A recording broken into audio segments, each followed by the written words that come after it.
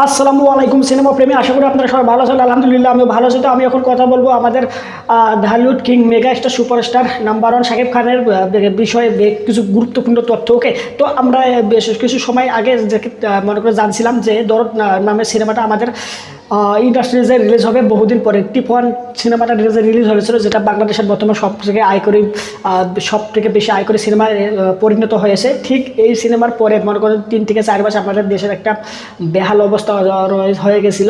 সেই বিষয়ে আপনারা এখনও অবগত রয়েছেন আপনারা। আর এই বিষয়টা এখনও অব্যাহত রয়েছে কিছুটা দেশের পরিস্থিতি বাজে অবস্থায়।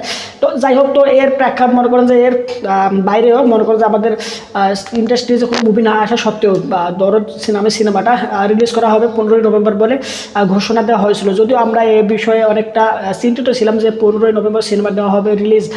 ঈদ কেন্দ্রিক তো সিনেমা সবসময় রিলিজ করা হয় থাকে আমাদের দেশে, তো ঈদ ছাড়া সিনেমাটা কি চলবে না। তো এই বিষয়ে আমাদের অনেক চিন্তা ভাবনা কল্পনা ছিল। তো এই গল্প হয়েছে 15ই নভেম্বর মুভিটা রিলিজ হয়েছে এবং মুভিটা বক্স অফিসে খুব ভালো মানের একটা আয় করতেছে। এখন পর্যন্ত সিনেমা হলে চলতেছে। আপনারা যারা এখনো দেখেনি তারা অবশ্যই এই সিনেমাটা দেখে নেবেন। তো এর পাশাপাশি আমরা জেনেছিলাম যে হচ্ছে আমাদের Dhallywood king mega star superstar number one Shakib Khan, সে মনে করেন যে বিপিএলে ঢাকা ক্যাপিটালস নামে মনে করেন যে ঢাকার যে ইয়েটা রয়েছে, বিপিএলে যে দলটা রয়েছে সেটাকে মনে করেন যে উনি কিনে নিয়েছে।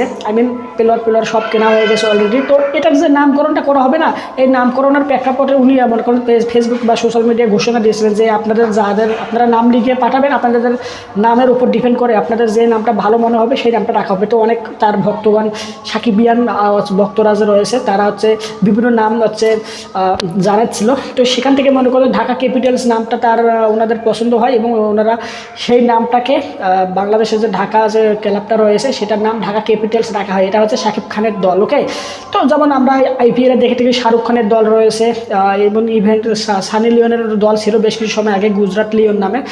ঠিক একই প্রেক্ষাপটে মনে করেন যায় আবারও শাকিব খানও আমাদের ঢালিউড কিংও ঢাকা ক্যাপিটালস এই দলটার লিড করবে।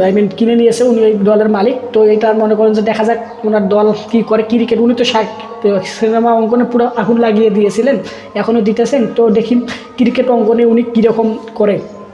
আমরা অনেক আশাবাদী যে ক্রিকেট অঙ্গনে উনি একদম আগুন লাগাই দেবেন, যেভাবে উনি মনে করেন আন্ডি খাল্লান, নিউ ইয়ার খাল্লান, তো মনে করেন ওখানেও ব্যবসা প্রতিষ্ঠান বা বিভিন্ন বিষয়বস্তুর উপরে উনি মনে করেন যে পুরো আগুন লাগাই দেয়। মনে করেন কোনো দিকে উনি পিছিয়ে নেই, সব দিকে উনি সাকসেসফুল একজন অভিনেতা, বিজনেসম্যান। তাছাড়া মনে করেন যে মালিক যাব ওনার যে রয়েছে সব দিক থেকে উনি পারফেক্ট।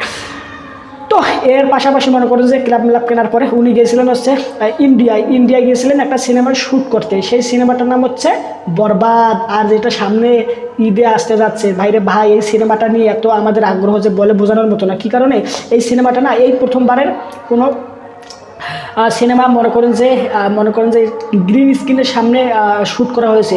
ভারতের সবথেকে বড় মানের একটা সিনেমা স্টুডিও সেখানে এটা শ্যুট করা হয়েছে। অলরেডি শ্যুট কমপ্লিট হয়েছে এবং আমাদের যে মেগা স্টার সুপারস্টার সহজে এই সিনেমার কর্মকর্তা রয়েছে, কাস্ট যে রয়েছে, তারা বাংলাদেশে ফিরে এসেছে। ইন্ডিয়ার মধ্যে ওই স্টুডিওর সমস্ত শুটিং বন্ধ করে দেওয়া হয়েছে, কারণ ওখানে সমস্ত শ্যুট শেষ। ওখানে শ্যুট নেওয়ার মতো আর কোনো অপশন নাই।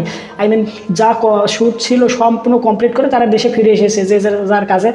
তো এখানে মনে করেন যে আবার শাকিব খান যে এসেছে টয়লেক্সের একটা মধ্যে একটা ইভেন্টে এসেছিলো। তো এখানে এসে তো ওখানে মনে করেন যে তার যে সহকর্মী রয়েছে, তার সাথে যে অন্য সিনেমা ইন্ডাস্ট্রিজে যে কাজ করে তার যে পাশাপাশি সহকারী কর্মকর্তা সিয়াম আহমেদ, দিঘি আর অন্যান্য অভিনেতা পরিমণি, পূজাশ্রী, হামটাম, এটা সেটা কুসেটার ব্যাঙ্গার সাটা তারা এসেছিলো। তো তারা মনে করেন শাকিব খানের সাথে পিকচার তুললো, সেলফি তুললো। হ্যাঁ, তারপর মনে করি এক সময় শাকিব খান যখন ভাষণ দিতে যায় তখন বলে যে দরদ সিনেমা দেখেছ? তখন সবাই বলে হ্যাঁ দেখেছি।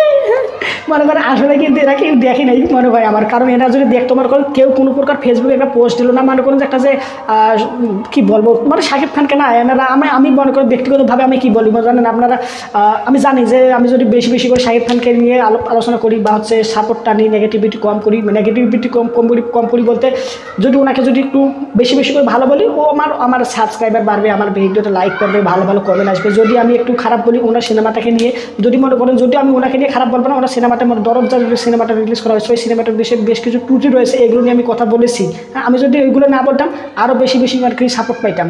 তবে আমার তো ভাই এমনটা করলে চলবে না, আমাদেরকে খারাপটা তুলে ধরতে হবে, তাহলে সমাধান হবে, না হলে ভাই সমাধান হবে না, এটা আপনাদের বুঝতে হবে।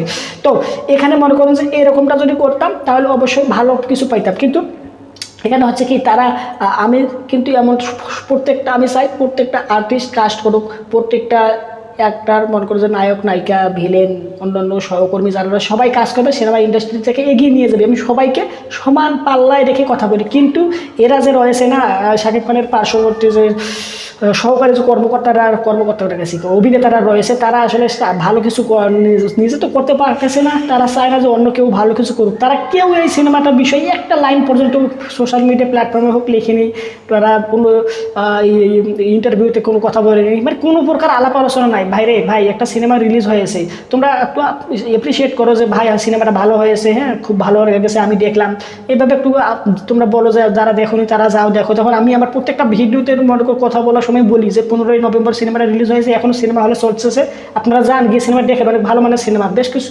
ত্রুটি রয়েছে থাকতেই পারে, এগুলো আমরা কথা বলেছি, পরবর্তী সমাধান হবে, দ্যাটস ইট। তো এরকমটা না এরা করে নাই, তো এই হচ্ছে সম্পূর্ণ বিষয়বস্তুটা। তো এরা মনে করেন আমি কি বলবো, শুধুমাত্র খাইতে জানে, কাউকে খাওয়াইতে আর জানে না, দ্যাটস ইট। ওকে, আমি আর বেশি কিছু না বলি। তো অবশ্যই আপনি আপনার মতামত কমেন্ট বক্সে জানাবেন যে আপনি আপনার এই বিষয়ে আপনার ওপিনিয়ন কি, আর এই ভিডিওটা একটা লাইক দেবেন, চ্যানেলটা সাবস্ক্রাইব করবেন, আর এরকম তথ্য আপডেট জানার জন্য রেগুলার ভিডিও দেখবেন এই চ্যানেলের। আর হচ্ছে সোশ্যাল মিডিয়া প্ল্যাটফর্মে এই ভিডিওটা শেয়ার করতে পারেন আপনার এর পাশাপাশি মা বাবা ভাই বোন আত্মীয় স্বজন পাড়া প্রতিবেশী এবং বন্ধু বান্ধবের কাছে। বাই।